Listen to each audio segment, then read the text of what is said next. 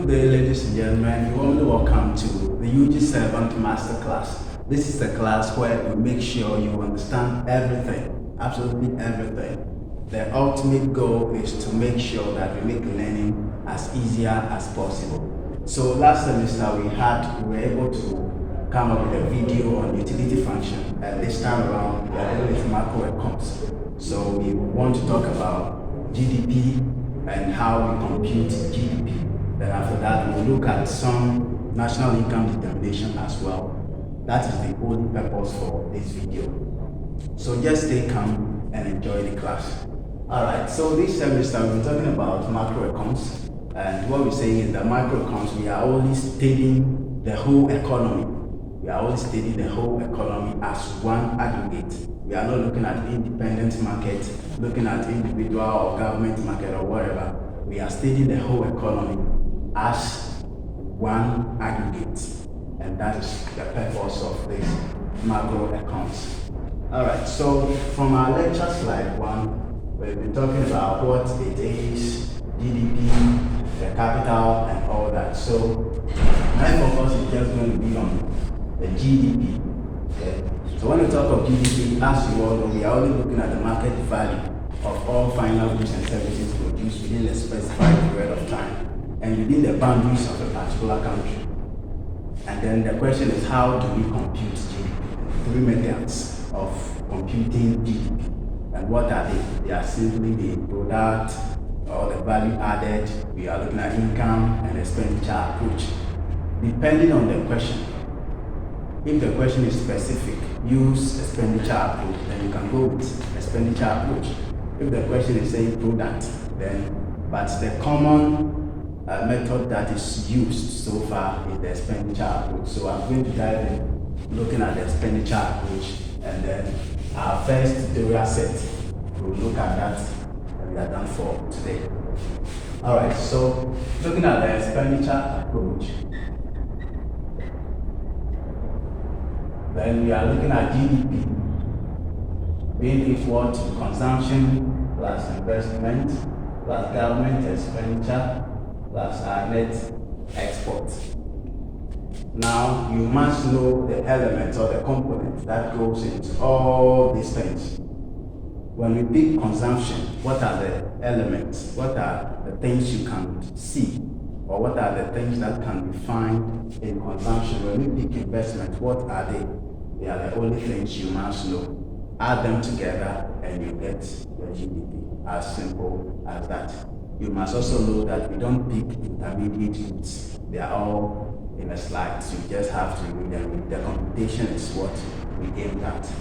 So when we look at consumption, then we are looking at durable goods, non-durable goods and services. And when we pick investment, we are looking at private business investment. We are looking at individual investment, okay, or residential investment. Then our inventories. Inventories are simply those goods produced by yet to be sold.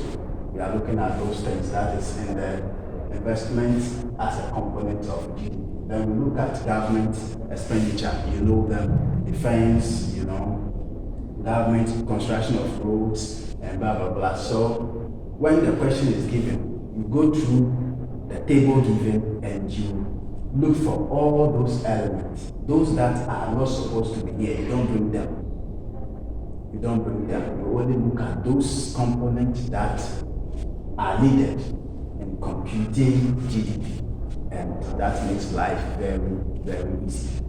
Alright, so without much ado, let's go to our tutorial set 1, and then we look at the table and the computation. Alright. I'm not going to talk about question 1 and question 2 because they are all about GDP. I'm going to focus on question 3.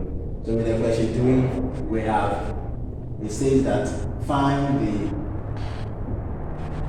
below the hypothetical national accounting figures for Ghanaian economy for the year 2017 in millions of Ghana cedis. So we have items and amount. Durables, government final consumption expenditure, business fixed investment, residential investment, non-durables, import of goods and services, net factor income received from abroad, net factor payments made to the rest of the world, interest payments, transfer payments, export of goods and services, taxes, fixed capital consumption, into bracket depreciation. So that is all the table is about. Now your duty is to go to the table, look out for consumption, investment, government, expenditure, net export, and you compute your GDP as simple as that. Now this NX we have here, we are only looking at export minus import. How much do we take to the outside world, and how much do we buy? How much goods comes into Ghana in just the imports, the amount of goods that we import. When we find that difference, then we have our net export. This is very simple. Alright, so we provided solutions to the set 1, and I will ask you to search for it. If you don't have it, you can text me. I send you the solutions. I only want to give explanations to the solutions, and then we move on. Alright, so this is just the format for computing GDP. And from the table, we have durable goods. Where can durable goods be found? They can be found in your consumption. Non-durables, they could also be found here. Services is there, it could also be found here. So you add those things, and then you have your consumption. We have business fixed investment as an item for investment. So yours is to just lift those items, sum them up, and you get your GDP as easy as possible. The solution, we've done that. If you haven't received it yet, just make sure you get access to it and glance through, and you are free to go. Alright, so after computing the GDP, we would have to look at our disposable income, okay? And when we talk about disposable income, we are only looking at the amount of money you have after all your expenses, the amount of money you have that you can save or spend on other items. Okay, so let us look at how we compute disposable income as well. So disposable income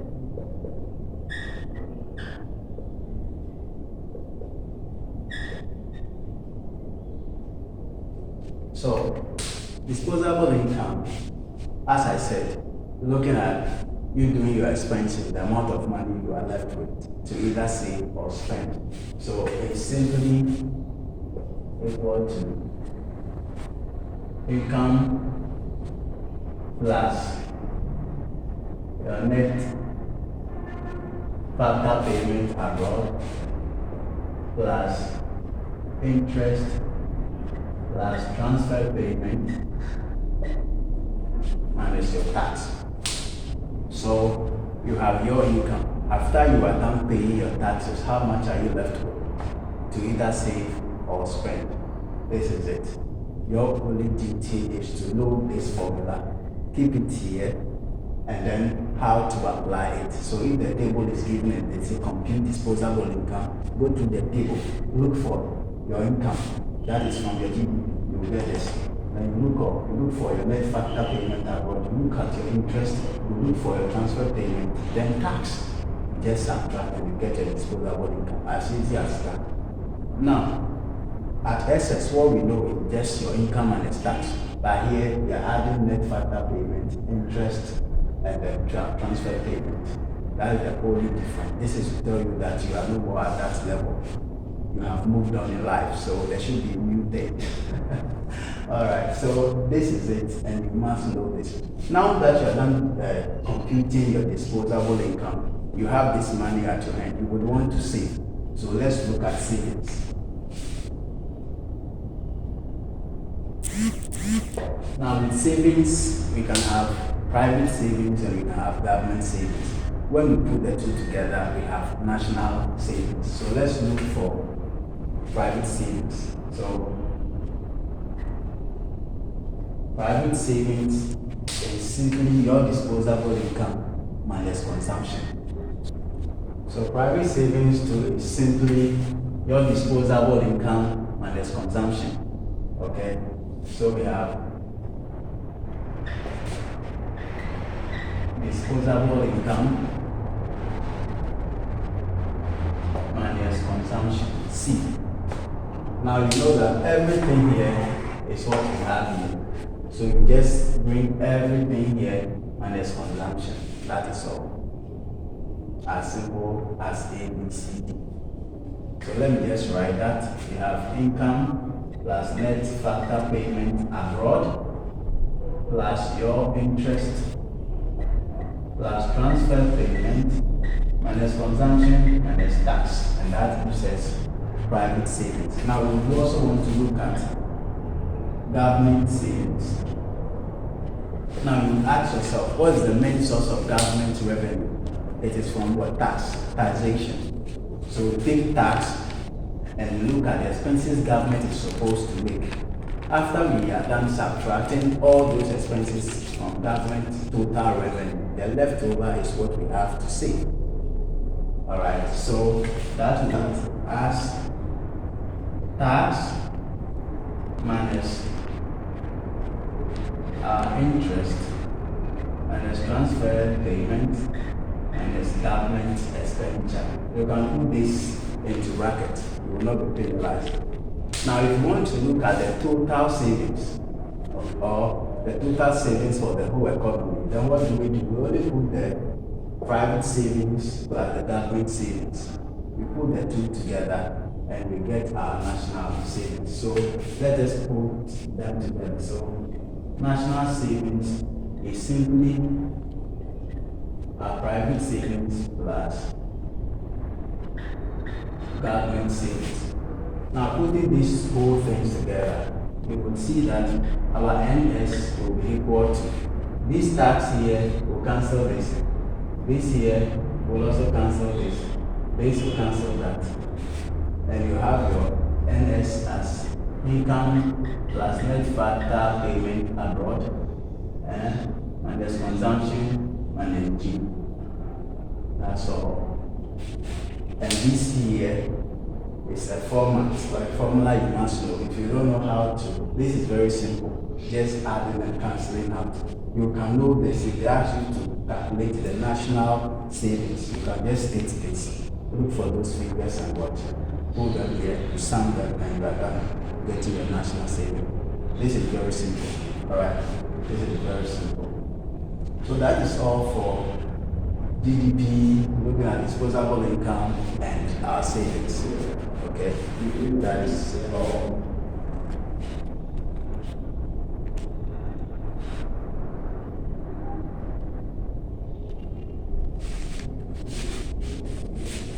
So quickly, let's look at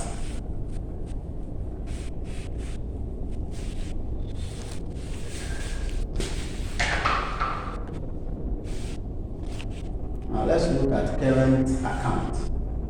Current account.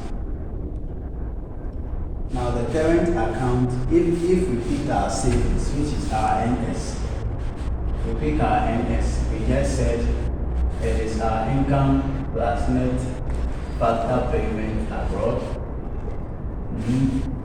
minus consumption, minus government expenditure. This is what we have. Okay, so we know that this guy alone here has a lot of components. So if we bring this from our expenditure approach, that C plus I plus government expenditure plus our net export. Okay, that is for just this. You will see that if we bring this here plus net factor payment abroad minus consumption minus government expenditure, when we put them together, this Y here stands for this whole thing from our expenditure approach.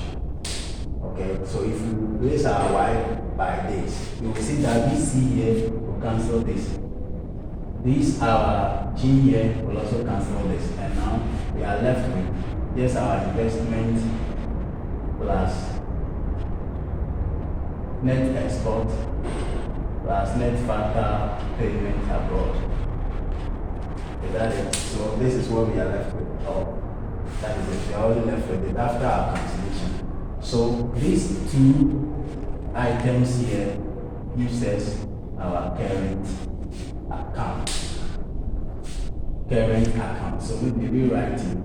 We can have savings equals, or national savings equals investment plus what is AC. This AC is our current account. Current account. So there could be a question from our first tutorial set. I think we were asked to calculate current account. This is it. You can just, from here, you can just make current account the subject, and you will see that it is for savings minus investment, and you get your current account. If you don't want to use this formula, you can use net export plus net factor payment abroad. You are correct, whichever way. I most of the times enjoy formula work because it's either they give you two and the other one is not given, and yours is to make something the subject. So here, just make the subject and you are free to go, or you add this plus that, and that is all. Now we'll talk about real GDP and then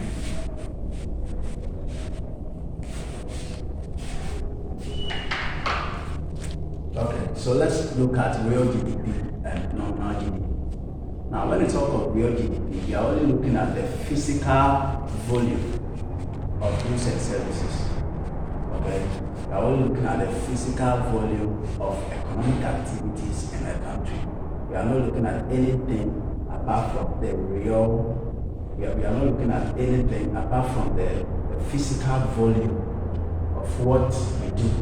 All the economic activities you can mention, we are looking at the physical aspect, whether there's an increase or decrease. That is what we aim at. We don't look at anything apart from that. Unlike nominal GDP, where we look at the CD value of economic activities. Okay. So when we are asked to maybe compute, and one thing about this real GDP is that we don't look at price doesn't change. Okay, quantity can change, but price does not change. But with real GDP, price changes, quantity changes. So last year, what was the price of, let's say, mango? What was the quantity? This current year, what is the price? What is the quantity? That is for nominal GDP. But when you look at real GDP, price does not change. Last year, what was the price for mango? What was the quantity this year? What is the quantity compared to last year's price? So price does not change in computation of what real GDP, unlike nominal, that changes. So this is very simple as well. Okay, so let's look at its computation. So real GDP here, we pick last year's. They will always give you the base year. So if the base year is given, let's say 2013, price is let's say 3, and let's say quantity is 10. 2014, we are still maintaining that price 3, and let's say quantity is let's say 40. So in computing real GDP, for the first year 2013, we will have, so let me just write real GDP. Real GDP is 3 times 10, giving us what? 30. Okay, looking at it, 2013 being the base year, real GDP for 2014. We are going to have what? Same 3 times what? 40, which will give us 120. So you can see that here, price is not changing, but the quantity is changing. That is what? Real GDP. What of nominal GDP?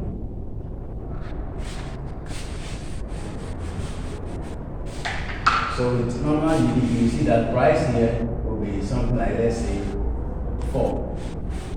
So computing normal GDP for for 2013 is going to be 3 times 10, which gives us 30. For the year 2014,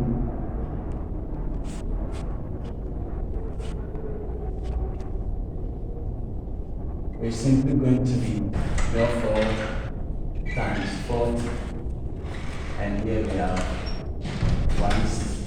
So you can see that here price changes, quantity changes, and that is all. Okay, these things are very simple. Yours is to get more examples of them. Try as much as you can to solve and solve and solve. If you come up across any problem, you just contact people who you think can help, and then we keep growing together. All right. Look at GDP deflator. Okay, GDP deflator is a price index. GDP deflator is a price index. We have two types of price index. Looking at your consumer price index and GDP deflator. Okay, we are only measuring the average price of goods, the average price of some selected goods. That is what price index is all about. And looking at GDP deflator, we can compute that by taking our nominal GDP over the real GDP. If it should be in percentage, then you multiply it times 100. That is all. So from the tutorial set 1, with the solutions we've provided so far, yours is to just get it. As I said earlier, if you don't have it, contact me. I send it to you. You take your time to go through it, and then you make yourself fun as well. So that is all. I would then want to talk about. All right. So let's look at national income determination. Okay, as lecture 3, national income determination. So when we talk about national income determination, then we are looking at aggregate demand. Okay, aggregate demand. Aggregate demand is simply looking at the total quantity of goods and services that are maybe being purchased or demanded by private individuals, governments, and so on, or the basic unit of account. Yes. So when you look at aggregate demand, then we are looking at consumption again, plus investment, plus government, plus net export. Now, to really understand aggregate demand in a simple economy, then you must look at this as a separate item, investment, government, and net export as what? A separate items, the determinant of these components we have here, and then you are free to go. All right.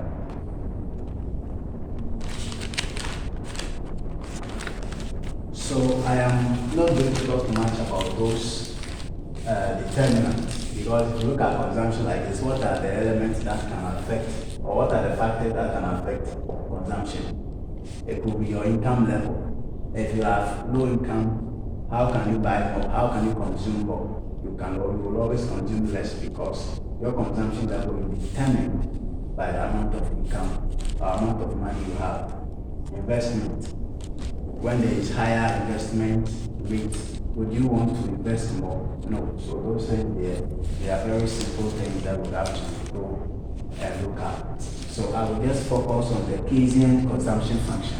That is the main aspect I'm going to talk about, the Keynesian consumption function. The Keynesian consumption function specifies a consumption function of a current disposable income. Okay, and it is simply C equals A plus B. Okay, so the Keynesian consumption function is this. Consumption equals A plus B plus Y exponent D. Now, you must know that what is this A standing for? What's this B? And what is this? So with A, it's simply autonomous. Okay. Autonomous expenditure plus B is your marginal propensity to consume. Then your YD also stands for your disposable income. These are the things you must know. When you talk of autonomous income or expenditure, these are expenditures that will not be spent on your level of income. Whether you have income or not, you will still consume. Whether you have money or not, you will still buy. That is autonomous. Stand on its own. Alright? Then your marginal propensity to consume. You are looking at changes in your consumption with respect to income. How much income do you have and how much do you spend? Okay? That is a marginal propensity to consume. Then your disposable income. As said earlier, after all your expenses, after paying your tax, how much money do you have to save or spend?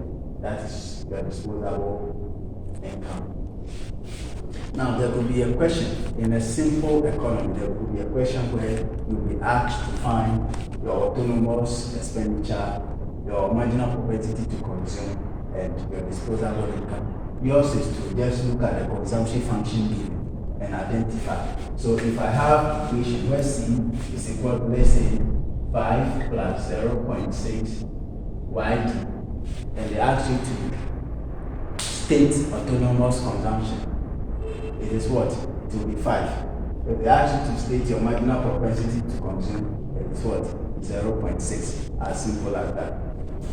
As simple as that. Then maybe look, when they ask you to compute the total output in a simple economy, yours is to just look at the figures given and then compute for your total output. We will get there, so just. Alright, so note once again that Keynesian consumption function is simply A plus B YD. Okay, and it has properties. The properties are simply marginal propensity to consume is constant. So this thing here, the B here, as I said earlier, it is called marginal propensity to consume. Just the changes in your consumption with respect to changes in your income. It is always constant. Always constant. And then what about the autonomous expenditure? Okay, so average propensity to consume decreases with income. The APC is the fraction of income that is spent on consumption. So when we want to find average propensity to consume, then we are looking at your consumption over what? Over your income. Average propensity to consume. We are looking at your consumption over what? Over your income. Now you know that this your C here is this we have here, so you can just rewrite this whole thing by A plus B YD all over YD as this. Now this whole thing here, they are all divided, so I have A over Y raised to the power D plus B YD all over YD. This YD here cancels this YD, and you have A over YD plus B. This is your marginal propensity to consume. This is the formula for computing that. So if you write this, you write that, you cancel, you get this.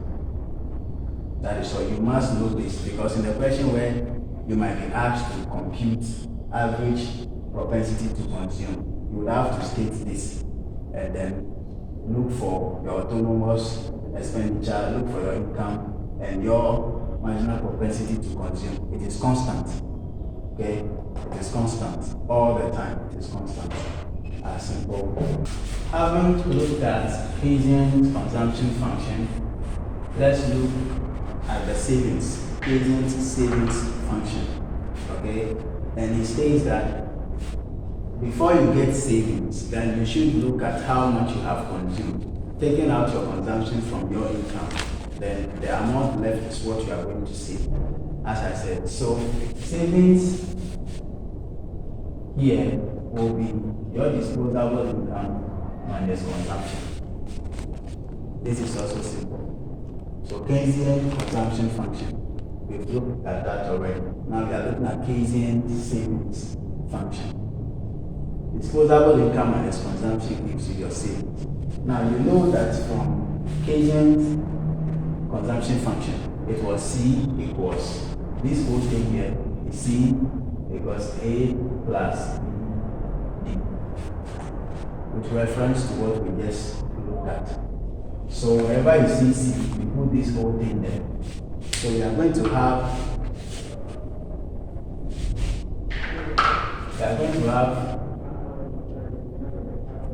our equation now as y b minus a plus b yd. Alright.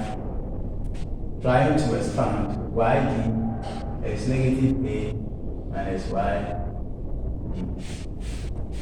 Not forgetting that this and that are the same, so you can group like them. So we have yd minus b yd minus what? Minus a. Factorizing, we can have yd bracket over 1 minus b minus a. Okay? Or maybe if I want to make it more simple, I can just have 1 minus b yd minus a. I have it this way. And this here gives you your marginal propensity to consume. Marginal propensity to consume, and this is your autonomous expenditure. Okay.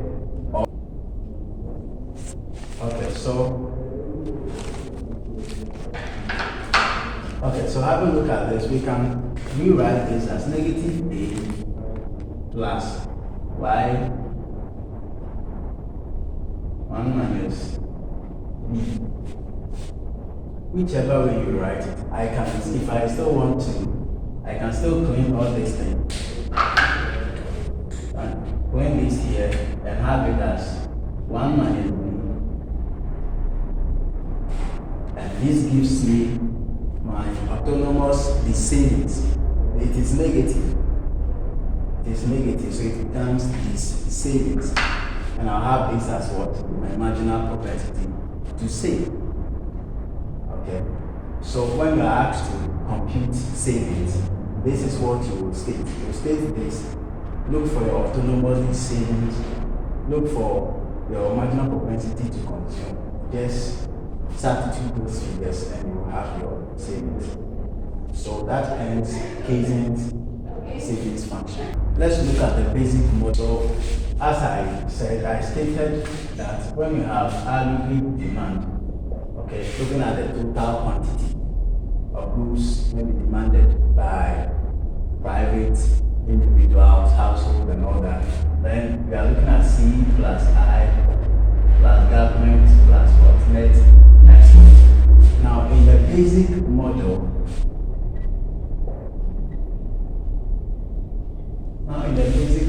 we are only interested in looking at AD equals C plus I. Meaning that in this economy, closed economy, government is not there, government is zero, and our net export is zero. So we are in a closed economy. We only have what? Consumption and investment. Okay? So at what point in an economy that is closed, that we only have investment and consumption, at what point would that market be in equilibrium? So that market will be in equilibrium when the aggregate demand, the income is equal to aggregate demand. When Y is equal to 80, then we say that market is what? Is in equilibrium. Now you know that this your AD here is also equal to what? C plus I. So this is simple analysis about the basic model. The market will be in equilibrium when Y is equal to what? AD. And with AD, C plus I, government is zero and net export is of which maybe we'll have to look at it later. Let's look at some basic algebraic expressions or solutions. Okay, so with a basic model, when we're talking about an economy that is closed, then we are looking at an economy where there are no activities of government. Okay, government activity is zero and net export is zero. Now don't forget that I gave you a formula that is aggregate demand is equal to consumption plus this investment plus government expenditure plus net export. So when we're talking of an economy that is growth, then we are looking at an economy where government activity is zero, net export is zero. So now we're going to have aggregate demand is C plus R investment. Okay, so now let's look at the basic relationship in this kind of economy. Now, we were told that C here, from Keynesian consumption function, we were told that C here is A plus B by D. So, if we are replacing C here with this, then we're going to have aggregate demand equals A plus B by D plus investment. Now, at what point would a market and a closed economy be in equilibrium? So the condition is that the equilibrium condition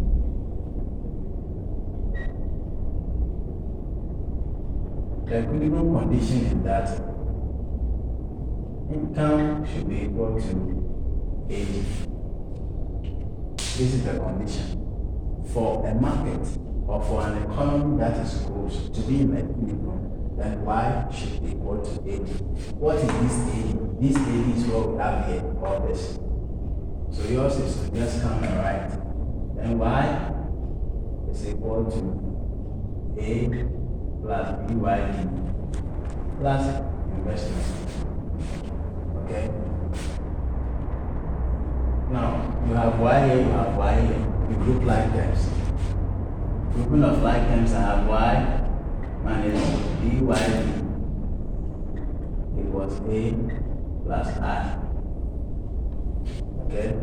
Here, we factorize Y out, we have 1 minus B equals A plus I.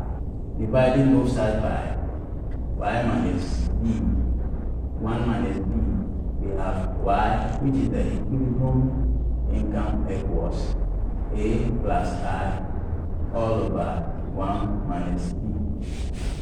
Okay? That same function over there can be written as equilibrium income is equal to A plus I. So after getting this as your equilibrium income, we can still write this whole equation as what? This is equal to 1 over 1 minus B, A plus I. Okay, and this your 1 over 1 minus B is what we call autonomous expenditure multiplier. Autonomous expenditure multiplier, the 1 over 1 minus B. Okay, that is when the market is in a closed economy or a closed economy. Looking at the basic model, this is what we have. This is called, I just said it, all right? Now let's look at a market where an economy, okay? Let's look at an economy where there's government activities. So let me just talk about that very quickly.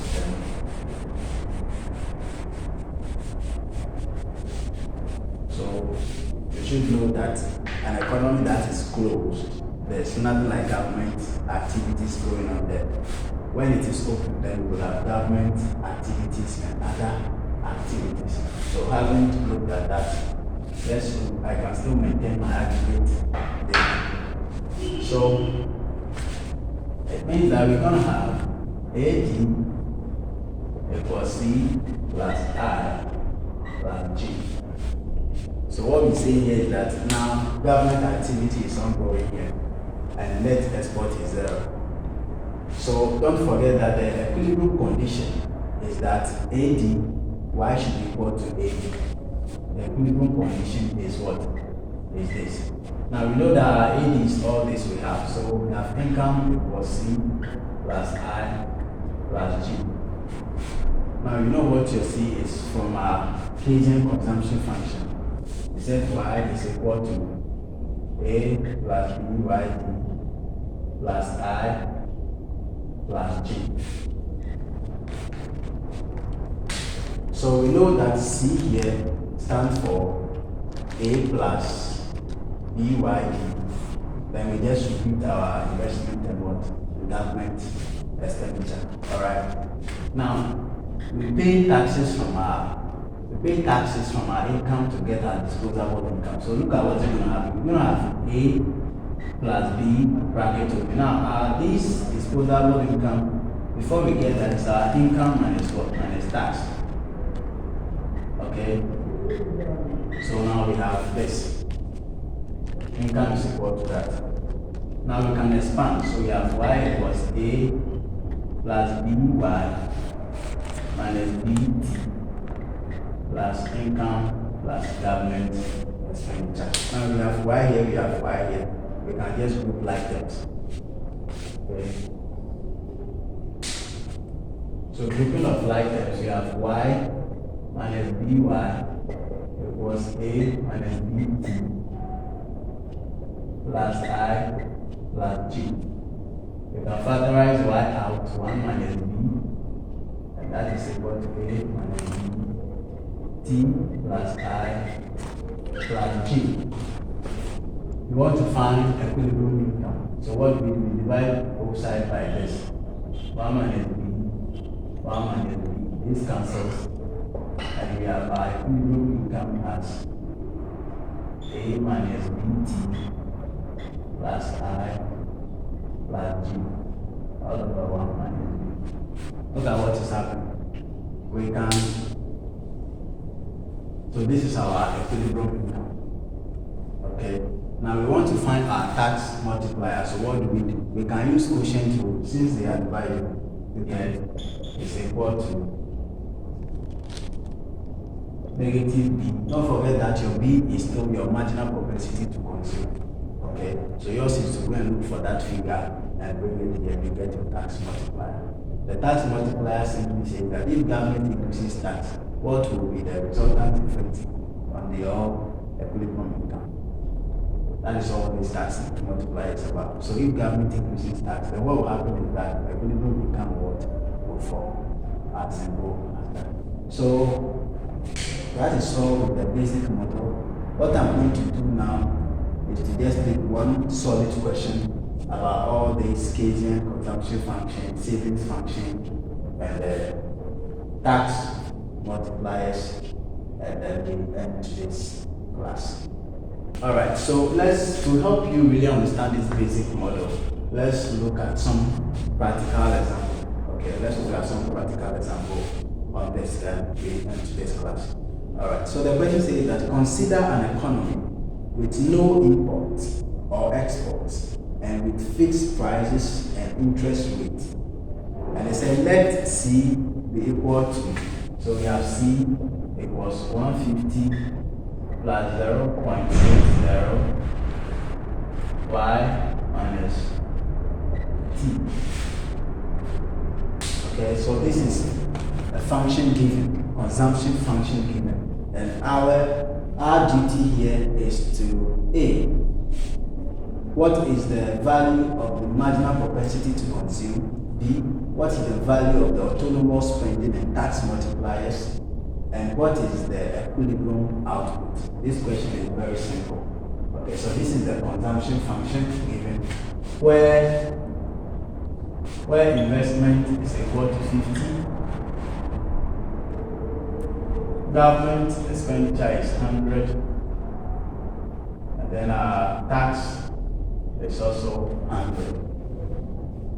Okay, this is very simple. So looking at the equation given here, you can tell what your marginal propensity is, and then with the previous algebraic expressions we had, knowing your tax multiplier and your expenditure multiplier, you can just substitute and you are free to go.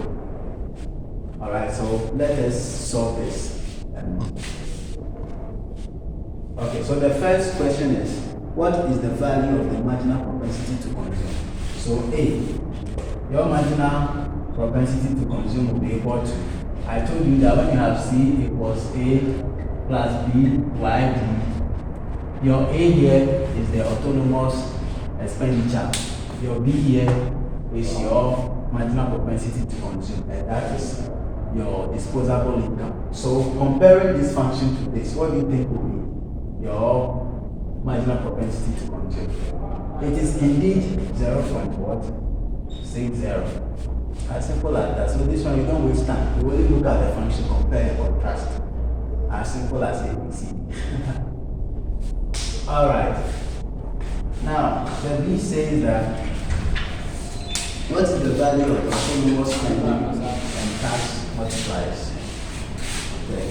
So we know that our autonomous spending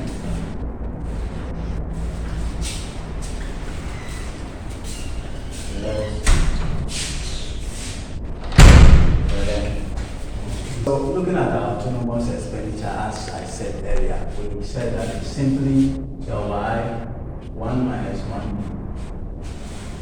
So now that you know B is your marginal propensity to consume, yours is to just come here and substitute. Wherever you see B, you put your marginal propensity to consume there, and that gives you your autonomous expenditure. So let's look at that. So autonomous spending multiplier. Spending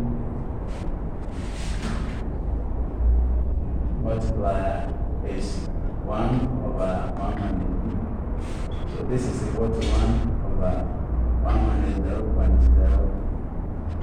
And what will be? The answer is simply 2.5. 2.5. So this is our autonomous spending multiplier. As simple as that. Then we also look at the other aspect of the question, which says the tax multipliers. Our duty is to find tax multipliers. And that one too, from our algebraic expressions, we saw it to be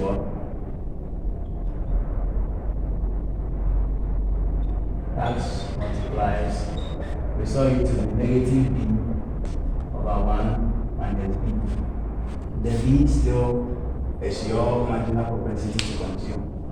So negative 0.60 over 1 minus 0.60. Okay, and that gives negative 1.5 as your tax multiplier.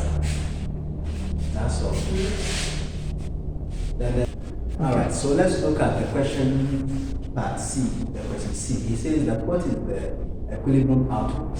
So what do we say is the equilibrium condition for a market or an economy to be in equilibrium? We say Y should be equal to what?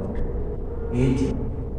And we know that this AD is also C plus I plus G. So what happens is that this is the function we're given. So whenever you see C, you read the same function. I and G is given. So we have nothing to worry about. So let's just move on. We're going to have 150 plus 0.60 multiplying this. You know your income, you don't know your income yet. So you know your tax to be what? 50 plus your investment. Tax is 100, sorry. Tax is 100. Then you know our investment as what? As 50. And what is our government expenditure, which is also 100. Now ours is to expand. We can add this plus that, and that gives us 300. Expanding this, we have right. So adding this plus that gives us 300. Now expanding this 0.6 times y, we have this and that we have 60. Now we can subtract this and we will have 240 plus 0.6 y. Not forgetting we have some y here. Grouping of like terms. So you have y minus 0.60y equals 240. Okay, this is positive. When it positive, it becomes what? Negative. And when you subtract this, we get 0.4y equals 240. Okay, we want to find equilibrium output. So we divide through by negative 0.4 which cancels, and we have our equivalent income as 600. And that is all. So that is how I can become out as simple as that. So ladies and gentlemen, thank you so much for your time. I ask that you watch the video repeatedly, you get more questions you solve, and we will all go together. Thank you. Thank you so much.